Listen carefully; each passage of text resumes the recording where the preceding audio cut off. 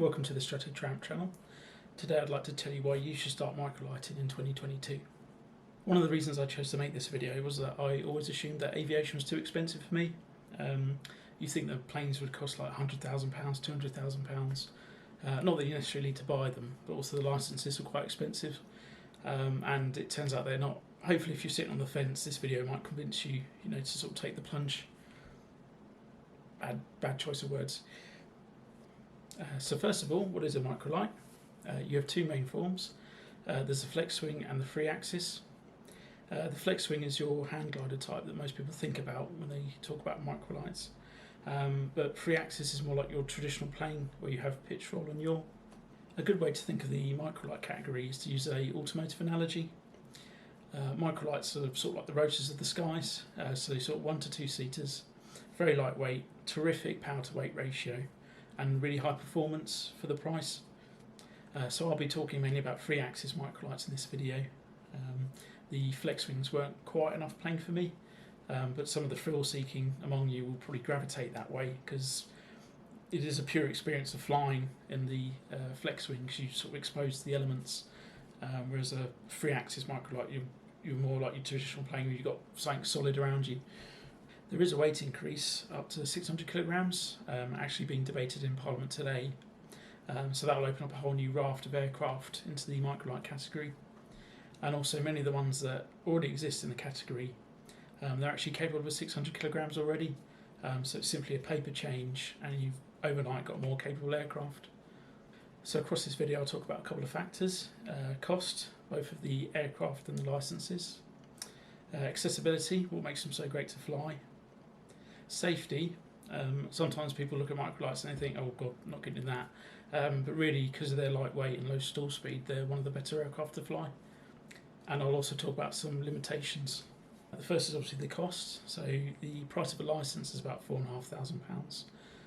You can spread this out. Most companies will let you pay by instalment.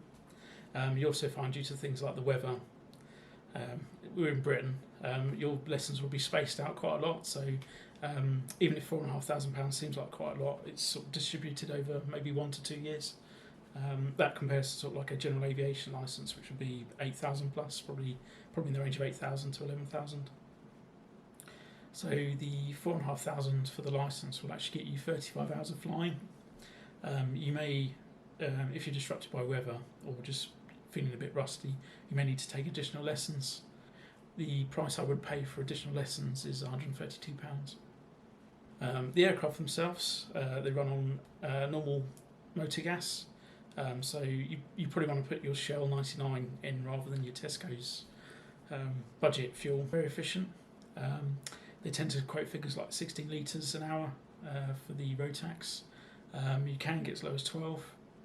When we're learning, we tend to put budget for about 18 litres an hour because you're repeatedly climbing and descending, doing manoeuvres. So you tend to be revving the engine a little bit more than you would usually. For the fuel burn as well, you have to consider that you probably be doing over 100 knots. So you're burning 12 litres of fuel to do like 150 miles an hour for the whole hour isn't too bad at all really. In terms of hangarage, if you do choose to buy your plane, this will cost between £60 and £250 a month, depending on the facilities at the field. To be honest, you don't need things like avgas because, as I've already said, the planes are powered with motor fuel. Maintenance is cheap because you can perform a lot of it yourself. They're on a thing called permit to fly, which is a yearly inspection. In terms of the actual aircraft, their new price can be quite expensive, so anywhere from sort of 50,000 up to 100,000. So that's sort of in your exclusionary category again. However, second hand, you can pick them up from about 10,000 to 30,000. Obviously, you get what you pay for, so you want to be sort of around over 20,000 for a free axis microlight. The flex wings are cheaper. So what makes microlights so accessible? In terms of health requirements for microlighting, as long as you're able to possess a license to drive a car, you're good to fly microlights. Actually, you really enjoy the challenge of flying. Probably landings are my favourite bit, or precautionary landings. where you simulate an engine failure and have to pick a field that you could get into. It's good balance of sort of judgment, precision. In terms of safety, Microlights are a great category to fly. Because of their lightweight, they have a very low stall speed, 35 knots, which is about 40 miles an hour. That means your landings are nice and low energy, and also when you put the power on, they just go straight up. In addition to this, the aircraft are so light that they sometimes come fitted with a ballistic recovery system. This is actually a parachute for the whole vehicle and occupants together. 9 times out of 10 you are better just landing the aircraft.